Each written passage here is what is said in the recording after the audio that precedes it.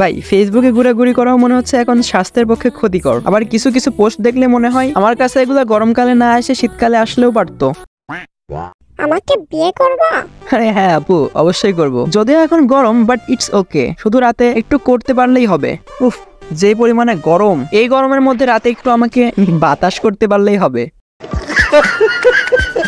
কি রে ভাই, অন্য কিছু ভাবছিলি নাকি? বাই দ্য ওয়ে, গরমের মধ্যে বাতাস করাটা কেমন যেন দেখায় না? তাই একটা আইপিএস আর একটা এসি, হ্যাঁ এই দুইটাও দিতে পারো। আমার আবার না করার অভ্যাস নাই।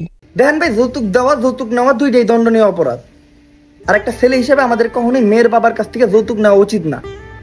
আমি নিজেও যৌতুককে সমর্থন করি না।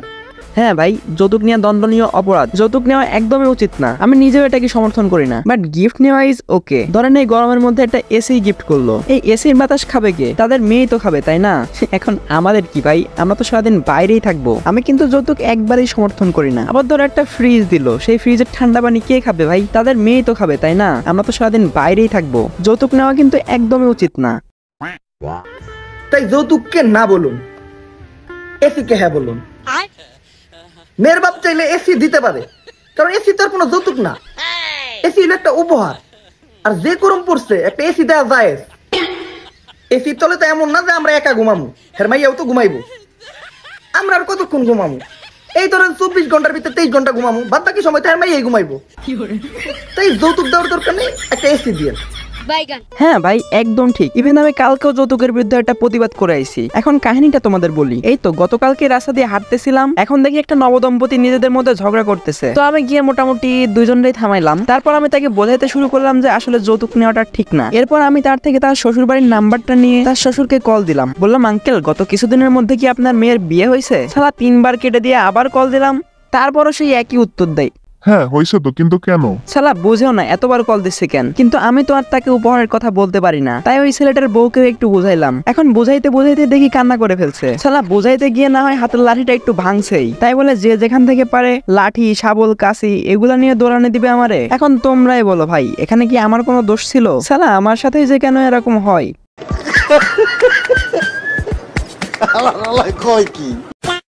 প্রেম আর গরম যখন দুটোই বেশি হয়ে যায়, তখন জামা প্যান্ট খুলতেই হয়, ঠিক আছে? হ্যাঁ একদম ঠিক। সিঙ্গেলদের বেশি গরম লাগলে ফ্যান চালাতে হয়, আর কাপলদের বেশি গরম লাগলে জামা প্যান্ট খুলে হ্যাঁ ওইটাই। তখন জামা প্যান্ট খুলতেই হয়, ঠিক আছে? বাই দ্য ওয়ে, আপুটার কিন্তু অনেক এক্সপেরিয়েন্স আছে। এই তো গতবার গরমকালেই তো দেখলাম সে আর তার বয়ফ্রেন্ড পার্কে বসে বাদাম খাচ্ছে। একদিকে যেমন ওয়েদার হট ছিল, তেমনি তারাও গরম হয়ে যায়। তারপর দেখি ওরা দুজন পাশের একটা জঙ্গলের মধ্যে ঢুকে গেল। আবার 10 থেকে 15 মিনিট পর দেখি তারা বের হচ্ছে, কিন্তু আপুটা দেখি কোমরে হাত দিয়ে দিয়ে হাঁটতেছে। সেটা না হয় বাদ দিলাম, কিন্তু বড় কথা হলো যে তারা এখন সম্পূর্ণ কুল। কেমনে কি ভাই? এটা দেখার জন্য আমি একটু সামনে আগাতে দেখি জবের কাছে নুডলসের মশলার প্যাকেট পড়ে রয়েছে।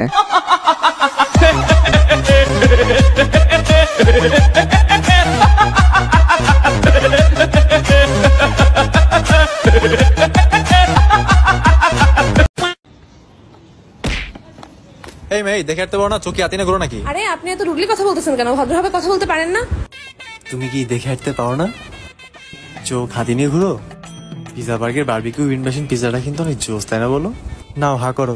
বোকা বানিয়েছি ভাই এটা তো ছিল, মানে ফার্স্টে বললো চোখ কি হাতে নিয়ে ঘুরেন নাকি? আপনি এত রুডলি কথা বলতেছেন কেন? দেন একটা রেস্টুরেন্টে নিয়ে গেল, আর ওইদিকে ঝগড়া থেকে রোম্যান্স শুরু। ভাই অনেক মজা পাইছি জিনিসটা দেখে। ভাই জীবনে তো ধাক্কা কম খাই নাই, বাট আমারে তো কোনোদিন এরকম করে নাই। আমার যদি কোনো মেয়ের সাথে এরকম ধাক্কা লাগে, তাহলে দুটা জিনিস হয়, হয়তো সে আমার 2 গালে 2টা থাপ্পড় দিয়ে সেখান থেকে চলে যাবে, নাইলে ভাব মতো খিস্তি দিবে। আর এরা দেখো ভাই কেমনে রেস্টুরেন্টে গিয়ে রোম্যান্স করতেছে। এটা দেখার পর তো আমার এখন মনে হচ্ছে ভাই আমি পৃথিবীতে কি করতেছি। না ভাই আর পৃথিবীতে থাকা যাবে না। আমি তো এখন সূর্য মামার কাছে রওনা দিব। কেউ গেলে আমার সাথে আসতে পারো। বাই দ্য ওয়ে গাইস, তোমরা হয়তো কেউ জানো না যে সূর্য মামা কিন্তু আমার অনেক কাছের একটা আত্মীয়। আমরা তো প্রায় রকেট ভাড়া করে সেখানে গিয়ে ঘুরে আসি। ভাই সেখানে গেলে তো আমাদের আদর যত্নের কোনো কমতিই রাখে না। ইভেন সেখানে অনেকগুলো আত্মীয় আছে আমাদের। আমার আব্বু, দাদার, নানার, খালার, বাপের মেয়েরাও তো এখানেই থাকে। হুদাই পৃথিবীতে পড়ে রয়েছি, সেখানে তো আমাদের অন্যরকমের একটা পরিচিতি আছে। এই তো আমরা সামনের বছরেই প্রায় সূর্যের অর্ধেক জমি কিনে নিব। অবশ্য সব গোপন কথা কেউ জানেই না, শুধু তোমাদেরকেই বললাম। তোমরা আবার এসব কাউকে বলতে যাও না, আসলে আমাদের একটা প্রাইভেসির ব্যাপার আছে না।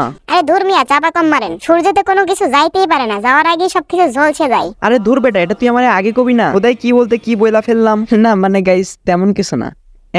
এখন আমি যাই। হ্যাঁ, দিস ইজ র‍্যাপ। খানকির গলা দরজা খোল।